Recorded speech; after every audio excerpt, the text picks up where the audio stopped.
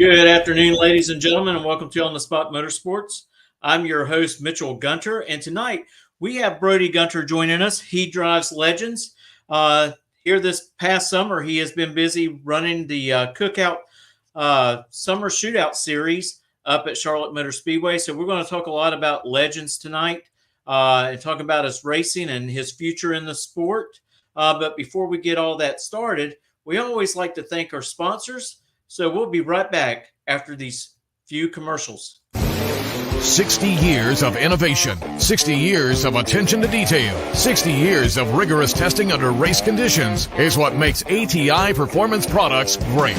ATI has been helping racers like you reach the finish line first. Today, we manufacture a wide range of high-performance parts that are track-tested and race-proven. We're passionate about performance, and that passion is what drives you to the finish line first. See everything ATI has to offer at ATIRacing.com.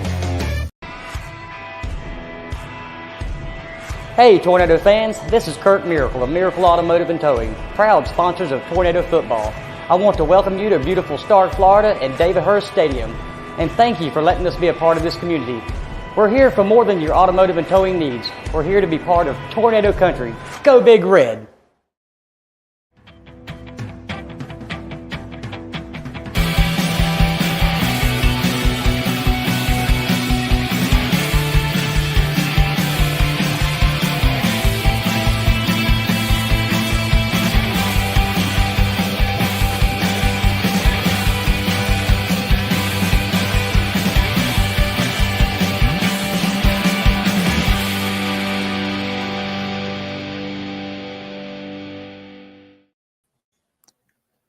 Brody, I want to thank you for joining us tonight. I know you have a busy schedule. You're racing a lot. Today was the first day of back to school. You're also taking college classes. And I want to thank you again for joining us. No, it's no problem. Thank you for having me again. I always enjoy coming on. I know the last time that we had you on the podcast, you were actually running in the Young Lions division of Legends, and now you have moved up to semi-pro, and you've also went from racing a sedan to a coupe. Yes, so definitely a lot of big changes that we had this season. Going from Young Lions, which is for people, drivers from 12 to 16, or have only raced for less than 2 years, to now semi-pro, which is for drivers anywhere from 16 to in their 40s. Now, driving in the semi-pro class, how was the transition like, going to that class from Young Lions, and also the big move, from your sedan to a coupe? Well, change between classes, definitely, I'd say more interesting. Kind of same drivers I raced with last year in Young Lions. A lot of them moved up with me, but a lot of new people we had to obviously race against now. Huge car counts. We've had, I think the most is like 40 over the summer, but they only allow 28 to race, but still a lot of competitive racing as the whole field is only separated by like half a second. Right. And a lot of people don't understand, some of these drivers that y'all are competing against, they have family members that work for NASCAR, for the ARCA series. So, racing's in their family as well. Yes, so I mean, I've raced against Kevin Harvick's son, Kyle Busch's son, Braxton Busch. I don't race against him, but he was at the series I did. I've also, like you said, raced against a bunch of drivers who work for NASCAR, like in the teams. Now, when you made the switch over to your coupe, do you think that was a really good decision to get away from the sedan? I think for our part, it definitely was. A newer car, kind of. We still bought it used, but the guy who gave it to us took very good care. I think it's a very good car. I definitely enjoy it, driving it. I think eventually we're going to replace the body on it because the body is still from the last guy that had it, own it. So I think we're going to try and replace that. But I've definitely enjoyed driving it. It's a lot more different on the inside, but I think handling wise, it's still obviously a race car overall. That makes sense. Well, I tell you, since you made the change over to the coupe, your qualifying efforts have really improved uh, tremendously. I mean, you've had some number 2 qualifiers, number 4 qualifiers, and I know in the past with the sedan, sometimes you struggled a little bit in qualifying. So, I was wondering if the characteristics were, a little bit different entering and exiting the turns and stuff. You know, is it more drivable, or do you still have some issues with being tied in and loose out, or vice versa? Um, it definitely handles a lot different. I wouldn't really say one is faster than the other. I mean, I think both can win at any track if you have the right driving style. I think the coupe usually is more preferred because it's a lot more calmer. You have to drive it and still be fast. And I definitely did notice that. I'm able to push it at not as hard as I did in the sedan and still be as fast, if not faster sometimes. But I do think the sedan still can win. I'd still drive a sedan, I think, but if given the chance. But I think the coupe definitely has more cornering speed, maybe more like stable in the corners, while the sedan is more stable off a corner. Now, the sedan, is it any longer than the coupe? I think lengthwise are the same. I think just the sedan is a bigger body and there's more weight at the back of the car. Oh, just like obviously with the chassis and the body. Okay. Now, I know you spent a lot of time this summer racing up at Charlotte. The series consisted of 10 races. And boy, that's a lot of races and a lot of trips back and forth from Stark, Florida to Charlotte. Um, can you tell us a little bit um, about the adventures on your way back and forth to the track and some of the issues that y'all had to face and overcome I'm guessing you mean like in the cars as driving in back and the forth car to trip. itself up Yes. there? Yeah, definitely a lot of interesting adventures. I think my mom and my dad for drive me back and forth to the events. I definitely appreciate all they do for me with that. But yeah, we had a lot of interesting things with my mom's car not being reliable enough to drive us up there and hopefully not break down. So we had to rent a lot of cars and having prominent rental cars such as them messing up. And also, I think one of our most adventurous, adventures was when we hit a bucket and we had to get rid of that on the side of the road. But So the bucket kind of stuck up underneath the car, and y'all had to pull over and pull the bucket out from underneath it. yes, sir, I had to get underneath it and pull it out. Yeah, I tell you what, that's a long ride for y'all. What is it? About 7 hours?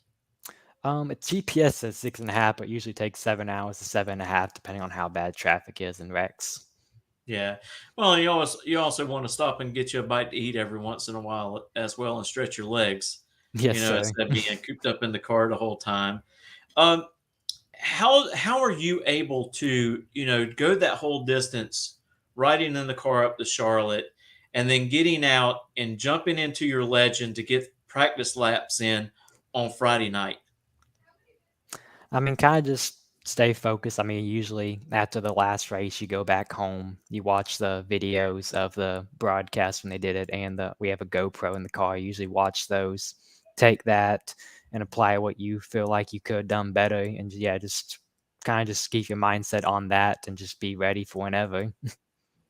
Well, since you talk about going back and looking at the race, do you spend a lot of time looking at that and making sure that you're staying on your line uh, during those races, and if you're not, how to make those corrections before the next race? Yes, so very much. Usually it's the main thing with especially legend car racing is obviously the line is very important and also your braking and how you get on the gas is the main things in those cars. Very major with how they have very low grip. Tell our viewers, how big is the track that you race at Charlotte? A lot of people hear Charlotte Motor Speedway and they're thinking that you're running the whole track, which is not the case. Which I know y'all would love to do, but that is not the case for y'all. Yeah, we do the quarter mile on the front stretch, the little tiny oval on the front stretch, the quarter mile length, very flat. It has, if you actually look, the corners are just fairly slightly banked, but not enough to give the cars a lot of grip. And obviously the front stretch is very banked for the NASCARs. But yeah, we don't do the giant oval, much as like you said, it would be fun. Although I'm pretty sure the engines would blow up after like half a lap. Now, how fast do y'all usually get in the straightaways after coming off the turns? I mean, I can't say exactly because we don't have a speedometer, but I do know our average speed on the quarter mile was 52 to 53 miles per hour. But I'd say we're probably going at least 80, if not maybe 90 on the straightaways. And and that sometimes varies from track to track that you race on. We're just pretty much talking about Charlotte here, because I think you at some other tracks you have actually been pretty close and right at 100 miles an hour on the straightaways. Yes, sir, definitely. 4 mile tracks usually the biggest track, oval tracks they'll run for legend cars. We've done anywhere from like Tri County in North Carolina to probably my favorite track now, Motor Mile in Virginia, which is a very high speed, high bank track. I mean, we're definitely probably getting over 100 on that. Well, if you don't mind, I'd like you to give us a little bit of a breakdown, race by race, during the series. Some of the ups and some of the down moments. Racing can take you from a high to a low with really quick. And you have to try to overcome it. And it really doesn't matter if you are a NASCAR driver in the Cup Series, or you're running ARCA, or any other type of motorsports. You have those up and downs. So can you explain to us a little bit what happened during the series? I could try the best I can. I mean, it was kind of, I hate to say, a little bit of a blow at the same time. You don't remember every little bit, but it started off. I think we got 11th and 12th, the first doubleheader, so it was an okay start. I think we both got sent to the back in both races, but then we continued on with, I want to say, a lot of good finishes in the top 5 podium, and we're possibly going to go for the championship win at one point until we got involved in an incident with another driver. I won't point fingers or name names, but yeah, and that put us in the third in the points. And luckily, the last race of the season, we were able to rally back and just take second in the final race. Yeah, and that right there concluded to a second point finish in the point standings. You always go back to that one race where you have an accident, and it kind of sets you back.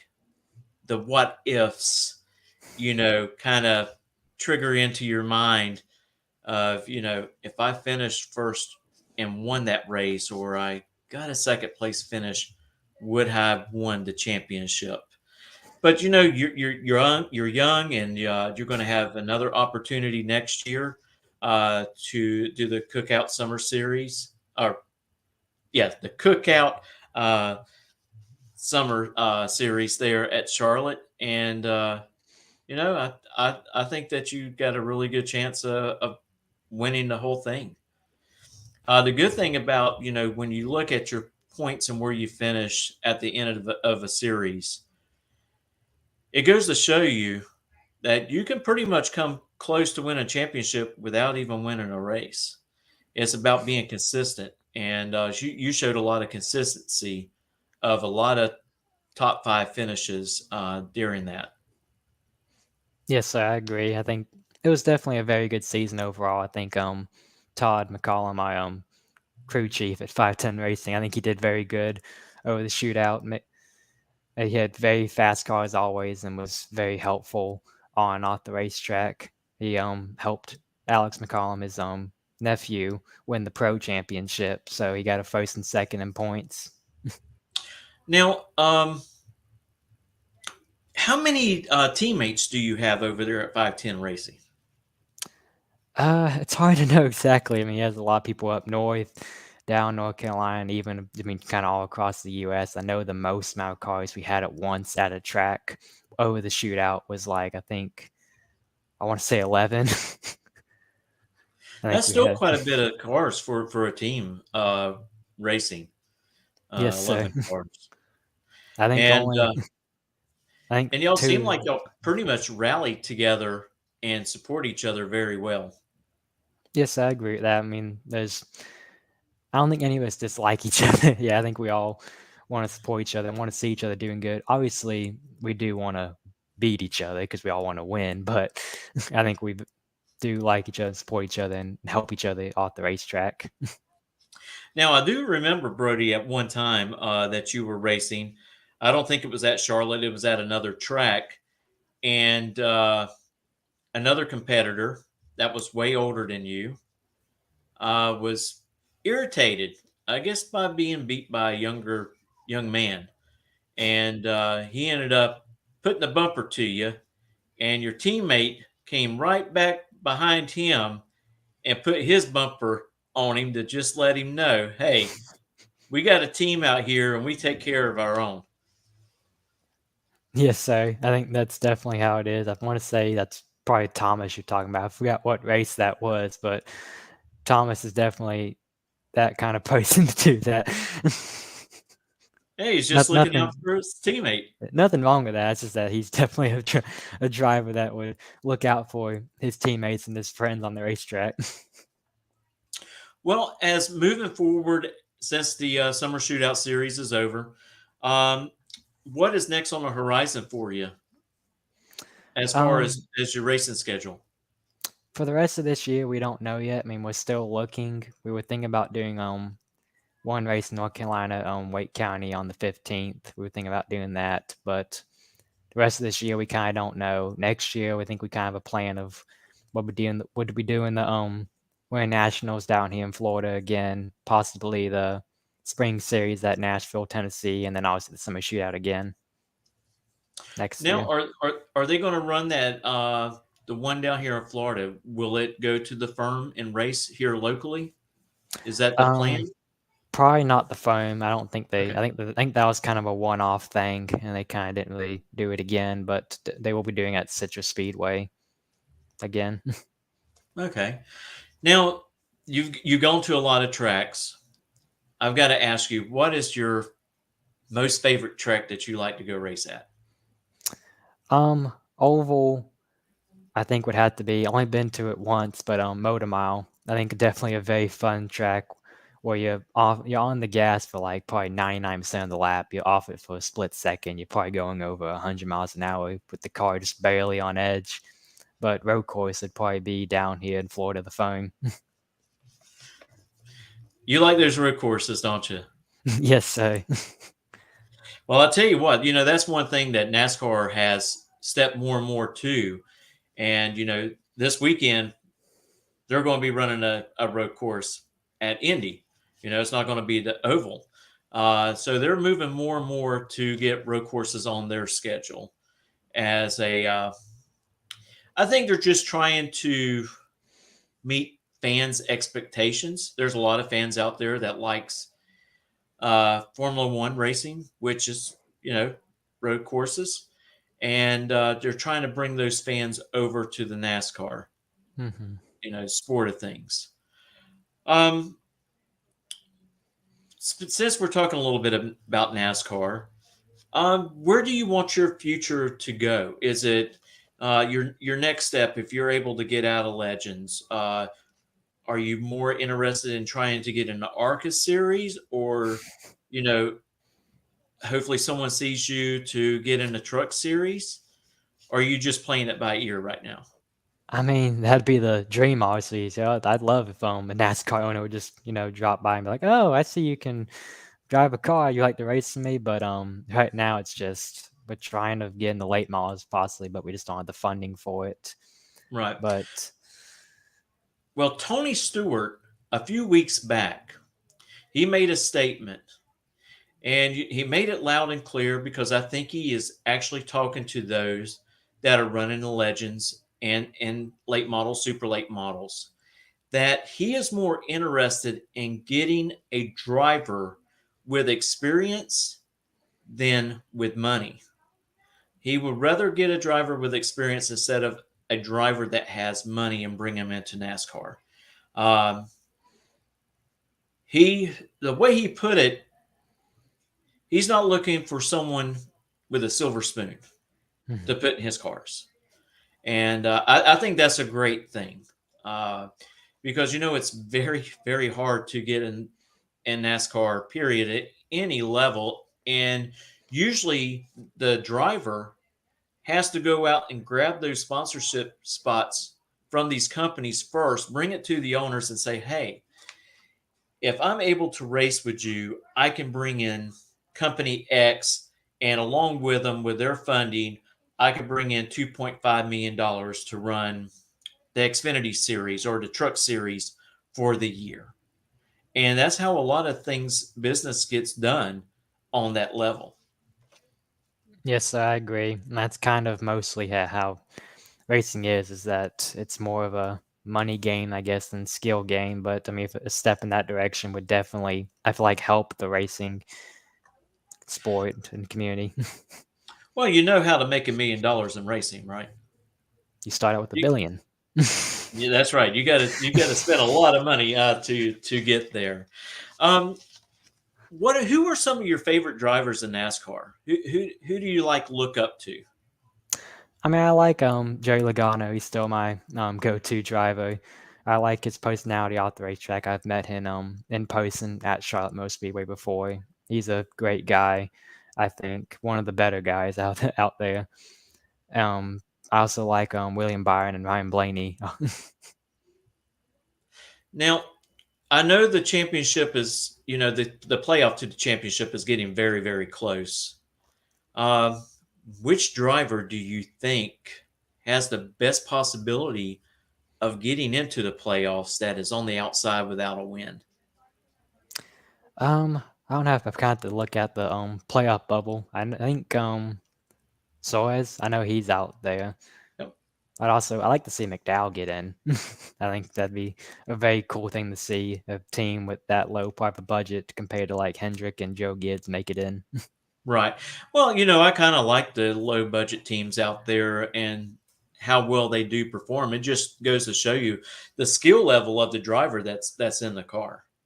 Um, and you show a lot of those characteristics when you're driving because I've actually seen the GoPro videos of you driving a legend car and how focused that you are, and plus uh, the way that you have to saw back and forth on the steering wheel during a race to just keep your car going straight. And I actually want to show a picture right here. You can tell, you can look at those eyes and the intensity and those eyes and the focus there of you getting ready to go out on the track. Yes, so it's definitely you definitely gotta be focused. I do like to watch the GoPro now because you can see my eyes in the mirror of the GoPro, and I always like watching them dart back and forth because I don't even realize that what I'm doing at the time because I'm just thinking about driving. Well, I'm going to go through some pictures real quick, and you can kind of talk about them a little bit and where they may be. Of course, we were talking about you earning the runner-up position at the summer shootout series that Cookout put on, and I want to throw up this.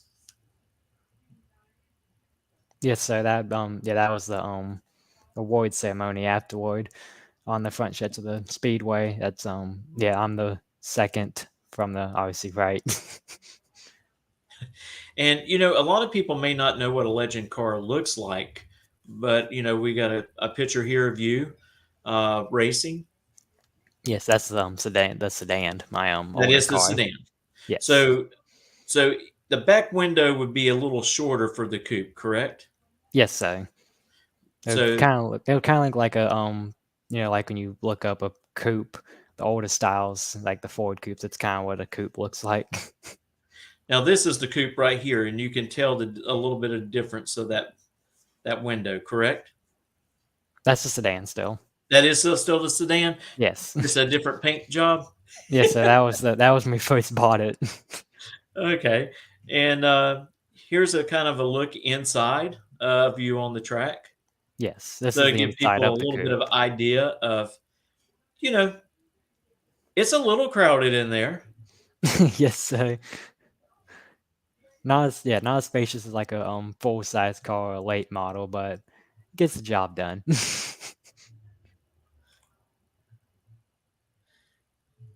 Now, what track was this at? That was Arlingale down here in Florida. Okay. I'll tell you what, when you race in Florida, it is a whole lot easier on you, isn't it? Driving wise, yes. Not for the team because they're up there in North Carolina, but I guess they get the experience what I feel. And so they just load up your car with everybody else's on a hauler, and they bring it down, and you're ready to jump in it and start putting test laps down. Yes, sir. Well, since we talked a little bit about NASCAR and about who may get in, who do you think is going to win the championship? I mean, it's hard to say. I mean, it's kind of just who's going to be fastest at Phoenix. I feel like out of the four that make it, I mean, I'm looking at either Truex or Byron. Do you ever get any time to go to some of the NASCAR events? Are you going to try to go to Daytona here in this month and watch the Um, race? Probably not. I mean, yeah, I don't really get one the time, and two, we kind of put our money more into the racing. I I'm forgot the al- last time I've ever been to a race. well, I'm going to try to make it down there and take some pictures and stuff. And I know the wife probably won't go, so I'll probably end up going by myself. But I tell you what, it's going to be hot. That's for sure. It's always hot down here in Florida. And speaking of the heat and stuff, there's not much difference up in Charlotte. So, what kind of things that you do, Brody, to get yourself conditioned to be racing in hot cars? Wearing a fire suit and a helmet, because I guarantee you, in those cars, they probably reach temperatures up and over 100 degrees. Yes, so my mom actually was very curious and put a thermometer in my car so I could see how hot it was getting. And I think the hottest it got to one night was 110 at 40% humidity. Now, would the Legend series allow y'all to wear the fire suits with the water cool systems in them to help keep y'all cool? I believe so. I think it's just the fact that most people don't because it obviously is a lot of money and there's shorter races than like a late model race, so there's not a complete whole, I guess, like advantage to it. Okay, Brody, I tell you what, I appreciate you coming on tonight and talking about the Legends and the cookout series that was put on, your teammates and everything. And I would like to continue bringing you on from time to time. Uh, I actually would like to get you to come with me to the Gator Nationals next year, and maybe we can sit down and talk with Tony Stewart. Because now Tony Stewart's a big advocate of both NASCAR and NHRA, and he is actually doing very well right now. He has already won 3 races in the top alcohol dragster class, and in his rookie season behind the wheel, and that right there is very impressive in itself. And I'm telling you, I believe those skills running over a NASCAR on those ovals has helped him prepare to get in that dragster, because he knows that you can't make big corrections, going in a straight line. You take a car coming out of a turn, going in a straight line on a oval. The cars are pretty much like you say, they're Mhm. riding on the rim, and you got to be able to be easy with the steering wheel and have small corrections. And I think those dragsters, they get the wobbling and moving all over the place, and I think that has really helped him perform. And I know that he would like to meet and talk with you as well. I actually spent a little bit of time with him at the past Gator Nationals, and we were talking about late models and stuff. And he said, back when he was in late models, it was really easy to find sponsors to sponsor a driver. But now he says everybody wants to drive late models and super late models, and it's kind of shrunk that marketing partnership a lot, and makes it really hard for others. Mhm. Yeah, I agree with that. I'd be interested though doing that next year because that's not when Gay Nationals is next year. I'm correct, or Yes, next March. He yeah. is a Tony's a super nice guy. He really is. He'll take a lot of time and talk with you. Anthony Black here. Have you ever thought about ARCA cars, which we kind of discussed? Um, with that thought, what kind of draws you over to the ARCA series? I mean, kind of like it'd be a stepping stone to NASCAR. I mean, I wouldn't be able to do ARCA because I obviously don't have the money to do my own team for show, and don't have currently an offer to do it, like from a team to race their car. But I mean, yeah, it's kind of a stepping stone to NASCAR. Have you ever thought about running, the possibility of running Indy Lights, the Indy Lights series that they have? I know you have been down to the school down in Sebring, and you went through that very young. They usually don't do that with at that time at your age, but with your driving experience, that allowed you to get in there. How do you like sitting in the cockpits of those type of vehicles?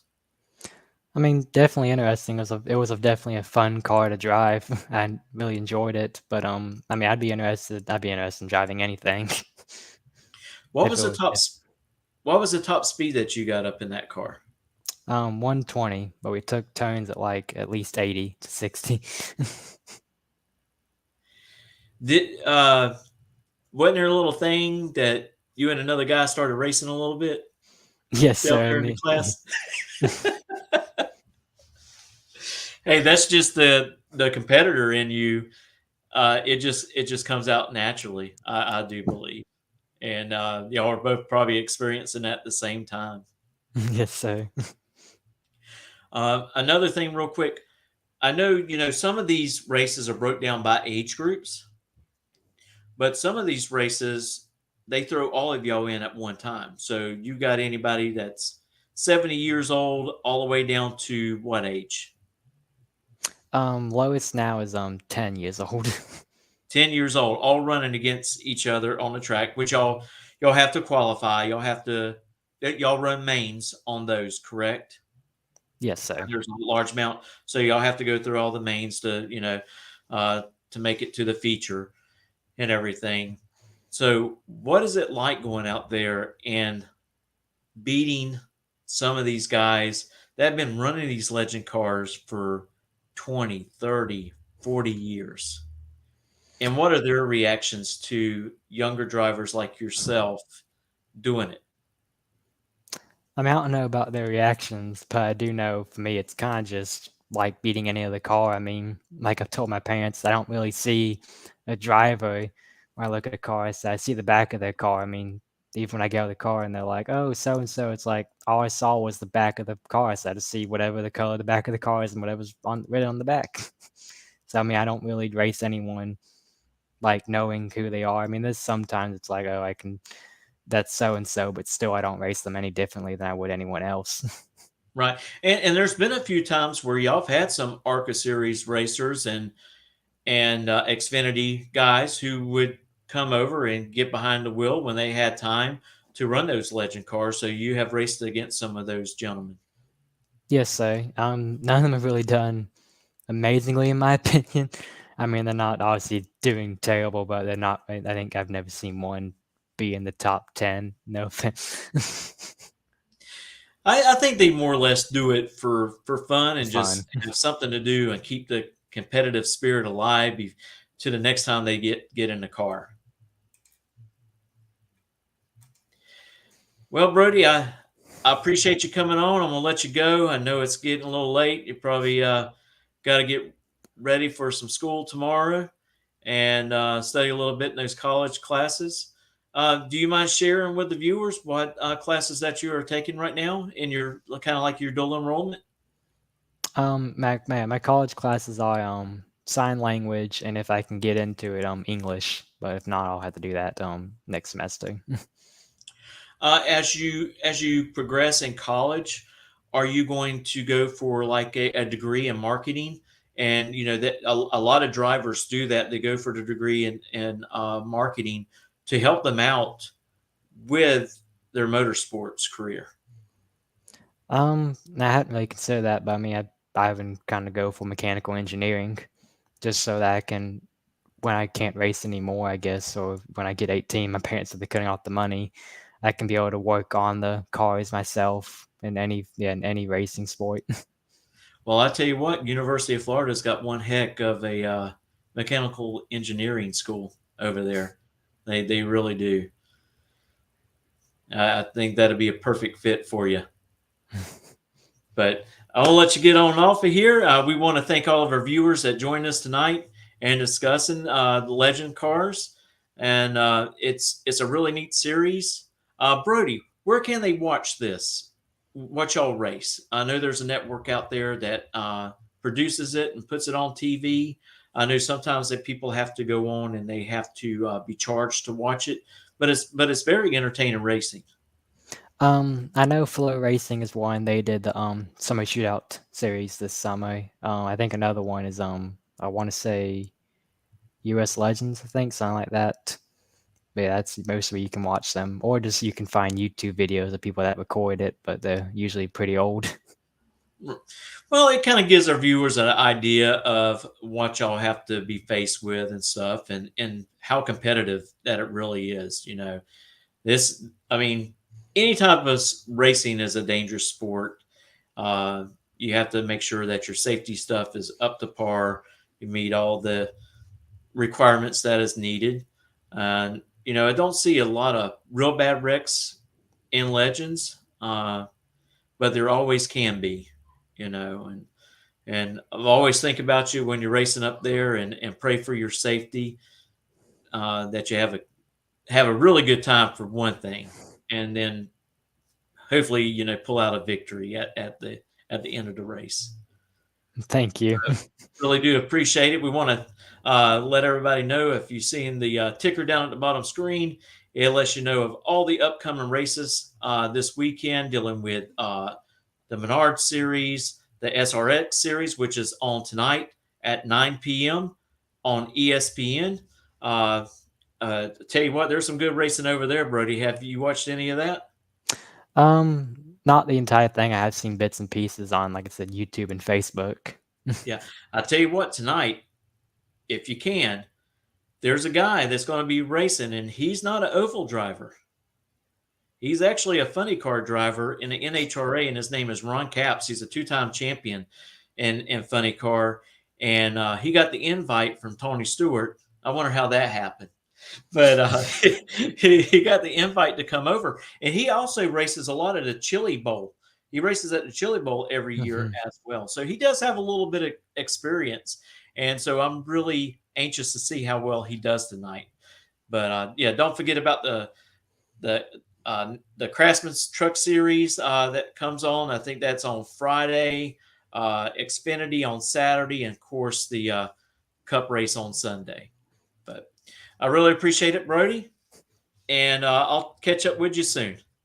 All right, sounds good. Thank you again for having me. Not a problem. We want to thank everyone again tonight for coming on.